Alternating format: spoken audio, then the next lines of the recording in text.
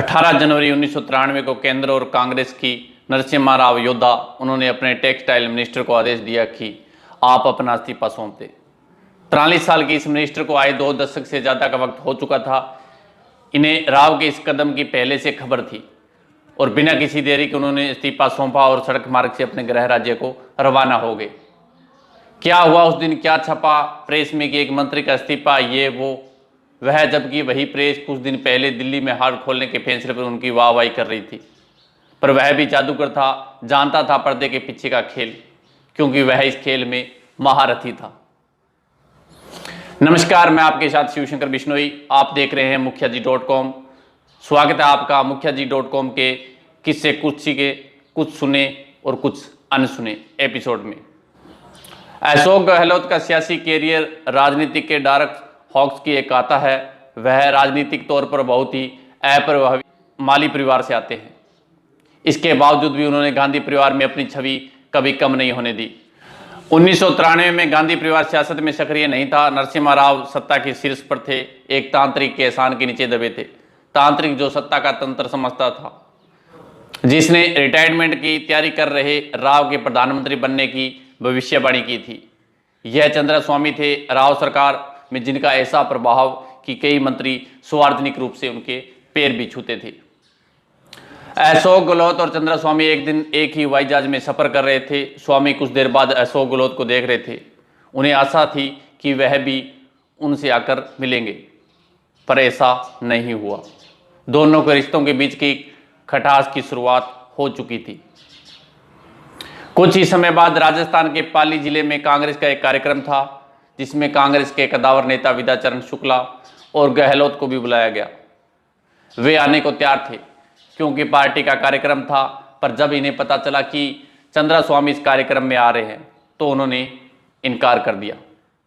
गहलोत के इस कदम से स्वामी जी काफ़ी नाराज हुए और इसके कुछ ही समय बाद नरसिम्हा राव के मंत्री परिषद से उनकी छुट्टी कर दी गई। गहलोत दिल्ली से राजस्थान लौट आए और कुछ ही महीनों बाद 1993 के राजस्थान विधानसभा चुनाव कांग्रेस को लगातार दूसरी बार हार का सामना करना पड़ा। इस समय कांग्रेस में हरदेव जोशी, परशुराम मदरेना, शिवचरण माथुर जैसे कई नेताओं की टीम सक्रिय थी। मदरेना प्रदेश कमेटी के चीफ हुआ करते थे और उनके नेतृत्व में कांग्रेस चुनाव हार चुकी थी। गहलोत ने उनकी कुर्सी पर नजर गड़ा दी, साथ लिया ऐसे व्यक्ति को जिसका तख्तापलट खुद उन्होंने किया था। मदरेना की मदद से हरदेव जोशी के पूर्व मुख्यमंत्री जो अब नेता प्रतिपक्ष थे, क्या फैसला हुआ यह कि जोशी जी ने नरसिम्हा राव ने विधायक दल के त्रिकोणीय संघर्ष में नवल किशोर शर्मा और मदरेना को ऊपर वरीयता दी। उन्होंने दरबार में गहलोत के नाम पर वीटो ना हो और गहलोत आने वाले चुनाव में जोशी के लोगों का ख्याल रखें। साल 89 के नवंबर में राजस्थान में फिर विधानसभा चुनाव हुए। तब तक अटल जी की सरकार परमाणु बम धमाके का बटन दबा चुकी थी। प्याज के दाम आसमान छूने लगे और राजस्थान में जाट आरक्षण आंदोलन अपनी चरम सीमा पर था। अशोक गहलोत जोधपुर सांसद और प्रदेश कांग्रेस में भी थे। 200 में से 160 विधानसभा में रैली की। महंगाई के नाम पर भैरव सिंह शेखावत को घेरा। भैरव सिंह शेखावत राजपूत थे। राजपूत और जाट की अदावत के नाम पर गहलोत ने कांग्रेस के पक्ष में वोट डलवाने में कामयाब रहे। नतीजे आए तो भाजपा का सुपड़ा साफ हो चुका था। 200 सीटों वाली राजस्थान विधानसभा में कांग्रेस को 153 सीटों पर जीतने में कामयाब रही। अब बारी थी मुख्यमंत्री के चुनाव की। पहला दावा था जाट आंदोलन के कारण जाटों को एक नई राजनीति चेतना मिली थी। परशुराम मदरेना इसी समुदाय से आते थे, पुराने कांग्रेसी थे, मुख्यमंत्री पद के दावेदार भी। और दूसरे थे नटवर सिंह, जाट होने के साथ साथ गांधी परिवार के करीबी थे। फैक्ट अब मायने रखता था। राव और सीताराम केसरी का दौर अब निकल चुका था। अब सोनिया गांधी कांग्रेस की राष्ट्रीय अध्यक्ष थी। 30 नवंबर 1998 की दोपहर को कांग्रेस के एक विधायक दल की बैठक शुरू हुई। सुबह ही खासाकोटी होटल में चहल पहल शुरू हो चुकी थी। कांग्रेस प्रभारी माधवराव सिंधिया के साथ गुलाब नबी आजाद, मोहन सिंह की देवी और बलराम जाखड़ इसी होटल में रुके हुए थे। जाखड़ एक खास मामला सुलझाने के लिए सुबह ही होटल से रवाना हुए। बाकी के नेता बारी बारी से चुने हुए विधायकों को तलब कर रहे थे और जानने का प्रयास कर रहे थे कि मुख्यमंत्री किसे बनाया जाए।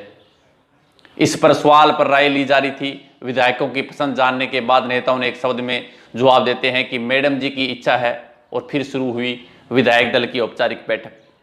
इसमें सभी विधायकों के अलावा सूबे के कांग्रेस अध्यक्ष अशोक गहलोत भी पार्टी ऑफिस पहुंचे। नेताओं का चुनाव अभी बाकी था। गहलोत के चारों ओर पुलिस की सुरक्षा घेरा मैडम की इच्छा की चुगली खा रहा था। फिर विधायक आते, मीटिंग हॉल में प्रवेश से पहले गहलोत को तोहफे देते और अशोक गहलोत चौड़ी मुस्कान के साथ तोहफे स्वीकार कर रहे थे।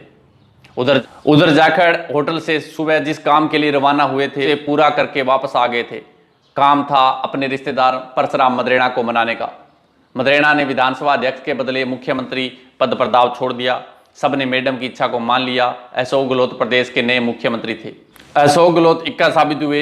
यही अशोक गहलोत जब सियासत में दाखिल हुए तो उन्हें कोई दुखी मानने को तैयार नहीं था। अशोक गहलोत जोधपुर के एक सामान्य घर में पैदा हुए। पिता लक्ष्मण सिंह दक्ष अच्छे जादूगर थे और देश में घूम घूम कर जादू दिखाते थे। अशोक गहलोत भी पिता के साथ घूमकर स्टेज पर जादू दिखाया। पढ़ाई में भी ठीक ठाक थे। जिंदगी वैसी ही थी जैसी अनुमन होती है। 12वीं के बाद उन्हें जोधपुर के जयनारायण व्यास यूनिवर्सिटी में दाखिला लिया। पढ़ने का शौक था। उसी के फेरे में जोधपुर के गांधी आश्रम के चक्कर लगाने लगे। यहाँ गांधी का लिखा पढ़ते, गांधी के विचार अच्छे लगे तो उन्होंने कांग्रेस ज्वाइन कर ली, पर सेवा वाली, सियासत वाली नहीं। युद्ध के दौरान लाखों की तादाद में शरणार्थी भारत आ रहे थे। मशहूर गांधीवादी डॉक्टर सुब्बेराव शिविरों में सेवा के काम लगे हुए थे। अशोक गहलोत भी पहुंचकर सेवा के काम में लग गए। तभी एक शिविर में प्रधानमंत्री इंदिरा गांधी का दौरा हुआ। 20 साल के नौजवान पर उनकी नज़र पड़ी। लड़का मेहनती लगा। इंदिरा जी ने कहा कि कांग्रेस ज्वाइन कर लो। चुनाव लड़ने की योग्य उम्र में भी 5 साल बाकी थे। ऐसे में अशोक गहलोत खुद को मांझने के लिए वर्धा चले गए। गांधी आश्रम में रहे। घर लौटे तो गांधीवादी हो चुके थे। सूरज डूबने से पहले खाना खाना और खादी पहनना। 1972 में अशोक गहलोत ने बीएससी की पढ़ाई पूरी की तो रोजगार था नहीं। घर वालों ने जोधपुर से 50 किलोमीटर दूर पिपार कस्बे में खाद बीज की दुकान खुलवा दी। धंधा नहीं चला। घर लौट आए। आगे की पढ़ाई के लिए फिर से दाखिला लिया। इस बार एमए अर्थशास्त्र में शुरू। कांग्रेस के छात्र संगठन एनएसयूआई से भी जुड़ गए। यूनिवर्सिटी में चुनाव लड़ा। महासचिव के पद पर हारे, लेकिन सियासत जारी रही। साल 1973। संजय गांधी का प्रभाव कांग्रेस में तेजी से बढ़ रहा था। युवाओं की पूछ बढ़ रही थी। अशोक गहलोत एनएसयूआई का राज्य अध्यक्ष बना दिया गया। आपातकाल के दौरान संजय ने युवा कांग्रेस को काम दिया, गांव-गांव जाकर 20 सूत्री कार्यक्रम का प्रचार करें। अशोक गहलोत ने जमकर मेहनत की। संजय के करीबी बने। जादू की कला जानने की वजह से संजय और उनके दिल्ली की कोठरी में अशोक गहलोत को तब दिल्ली में गिल्ली बिल्ली के नाम से पुकारती थी। सियासत में इस चीज़ का बहुत महत्व है कि आप कितने गतिशील रहते हैं। कोई पैदल, कोई बाइक पर, कोई जहाज और कार पर। लेकिन सियासत शुरू करने के लिए किसी को अपनी गति, अपना वाहन कुर्बान करना पड़े तो कैसा हो।